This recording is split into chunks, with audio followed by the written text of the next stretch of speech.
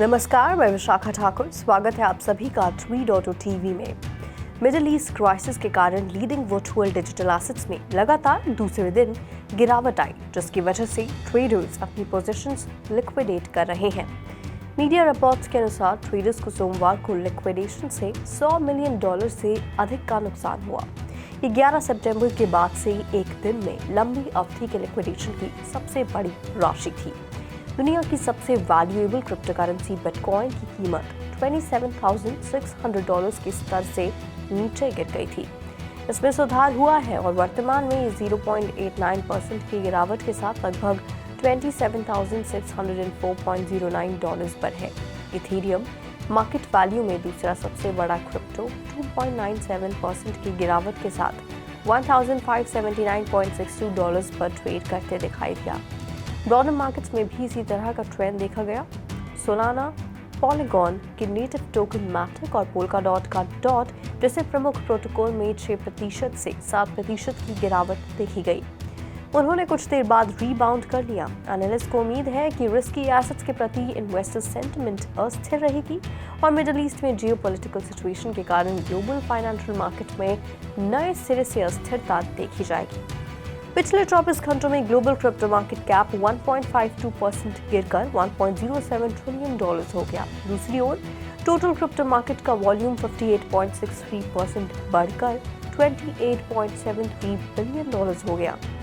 DeFi में total volume वर्तमान में $2.61 बिलियन है और सभी स्टेबल कॉइन का वॉल्यूम $26.17 बिलियन है, जो टोटल क्रिप्टो मार्केट के 24 घंटे की वॉल्यूम का क्रमशः 9.09% और 91.10% का प्रतिनिधित्व करता है।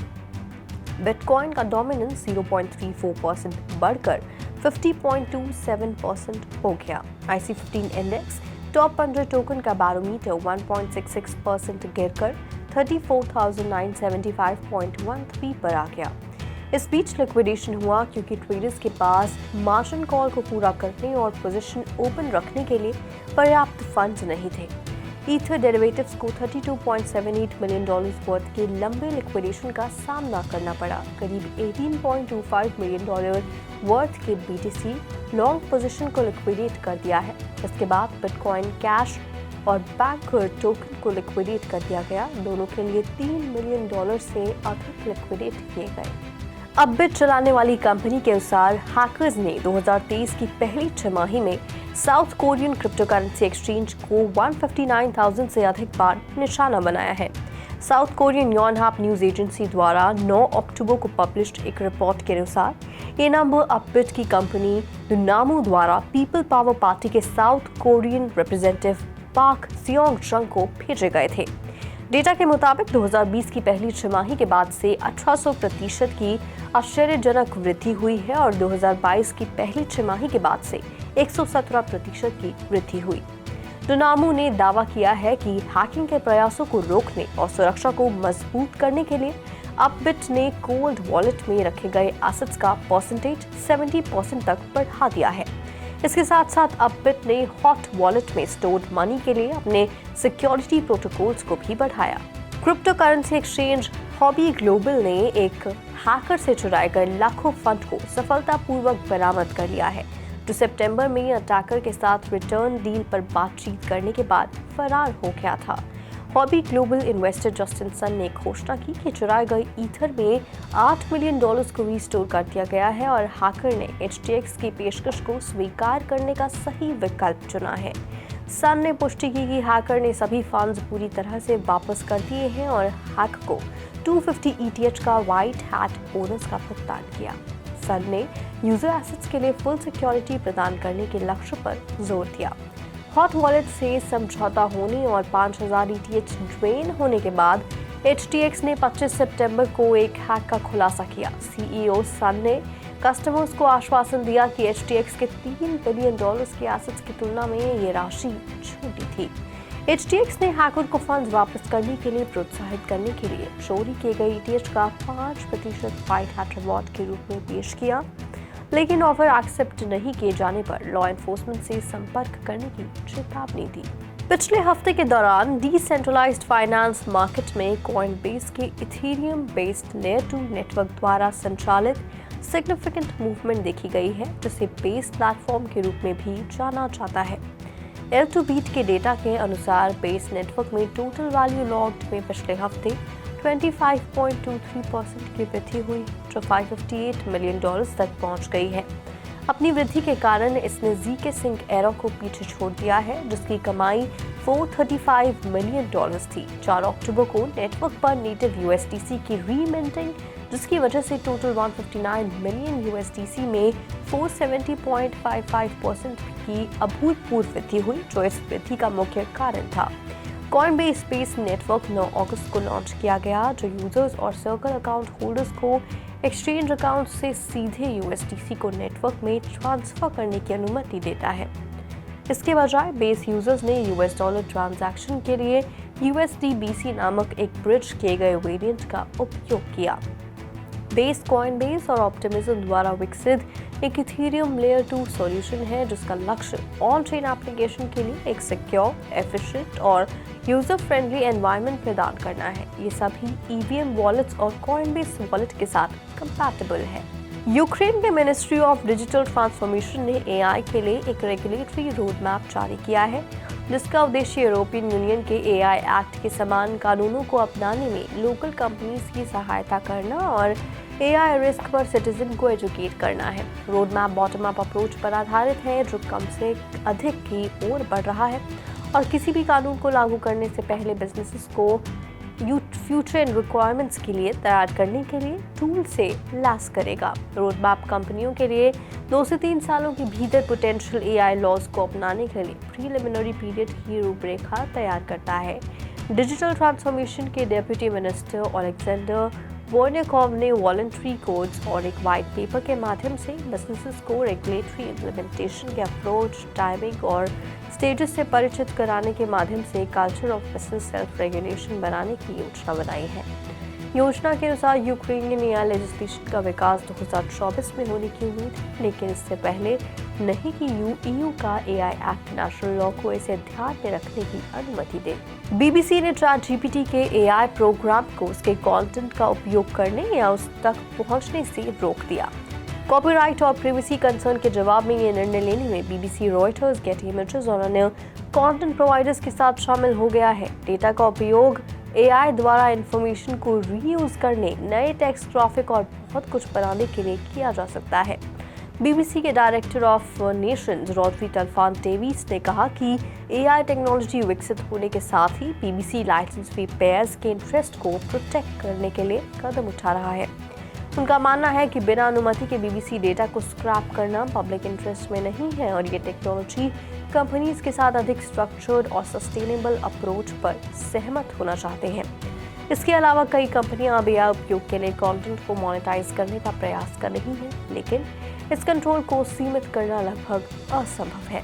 प्राइम मिनिस्टर फूमियो किशीदा ने AI टूल डेवलपर्स के लिए इंटरनेशनल गाइडलाइंस और कोड ऑफ कंडक्ट विकसित करने के साथ 7 लीडर्स के ग्रुप के साथ एक वीडियो कॉन्फ्रेंस आयोजित करने की योजना की घोषणा की है।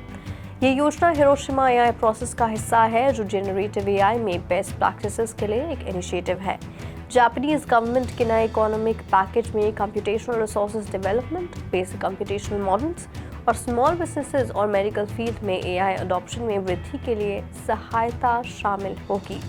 हिरोशिमा AI प्रोसेस, जिस पर मई में G7 समिट में सहमति हुई थी, तो साल के अंत तक जनरेटिव AI यूजर्स को कवर करने वाली इंटरनेशनल गाइडलाइंस का आह्वान करती है। G7 की जापान की प्रेसिडेंसी, जिसमें Britain, Canada, France, Germany, Italy, United states और यूरोपियन यूनियन शामिल हैं, उन टेक्नोलॉजीज के महत्व पर जोर देती है जो जनरेटिव AI द्वारा बनाई गई फेक इमेजरी और डिसइंफॉर्मेशन से निपटने के लिए इंफॉर्मेशन को कंफर्म और वेरीफाई करती है। शिबा इनू कम्युनिटी का NFT प्रोजेक्ट कोलन कूप शिबेरियम पर लॉन्च करने के लिए तैयार है, एक ऐसा नेटवर्क जिसने शिब इन्वेस्टर्स के बीच महत्वपूर्ण आकर्षण प्राप्त किया है। कम्युनिटी का लक्ष्य अपने अपकमिंग कलेक्शन के साथ उपयोग को और बढ़ाना है। शिब COOP डेवलपर्स, इन्वेस्टर्स और क्रिएटिव्स की एक कम्युनिटी कर्नल कूप कलेक्शन पेश कर रही है, जो कि 11 अक्टूबर को शुरू होने वाली है। ये ब्लाइंड मिंट यूजर्स को आइटम को देखे बिना NFTs खरीदने की अनुमति देता है, जो 3 दिनों तक हिडन रहता है।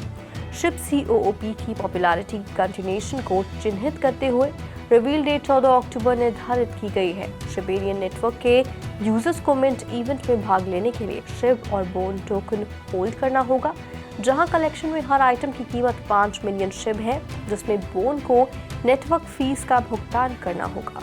Spanish film maker Michael Faus की social satire film the quiet maid ने ग्लोबल सेल्स डील हासिल कर लिया है। फिल्म, जिसका टाइटल कैलेंडा था, एक कोलंबियन मेड के स्ट्रगल की कहानी है जो कैटालोना में एक अमीर स्पेनिश परिवार के लिए काम करती है। फॉस की एक शॉर्ट फिल्म पर आधारित फिल्म को एक फेस्टिवल के बाद स्ट्रीमिंग सर्विस मैक्स द्वारा चुना गया था। इस डील की घोषणा मैड्रिड में एक कॉन्फ्रेंस में की गई थी। Spanish film director Michael Faus ने कहा कि वेब3 और ब्लॉकचेन क्रिएटर्स को ट्रेडिशनल मूवी इंडस्ट्री चैलेंजेस से निपटने में मदद कर सकते हैं, खासकर फंडिंग में।